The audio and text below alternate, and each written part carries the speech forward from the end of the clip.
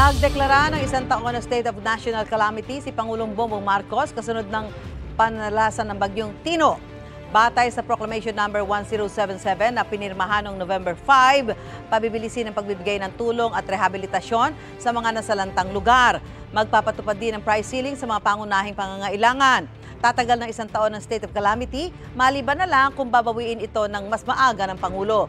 Alinsunod sa proklamasyon, nag-anunsyo ang Department of Energy ng price freeze sa presyo ng kerosene at liquefied petroleum gas o LPG hanggang November 21. Samantala, magbibigay ang Amerika ng $1 million o katumbas ng mahigit 58 million pesos bilang tulong sa mga nasalanta ng bagyo.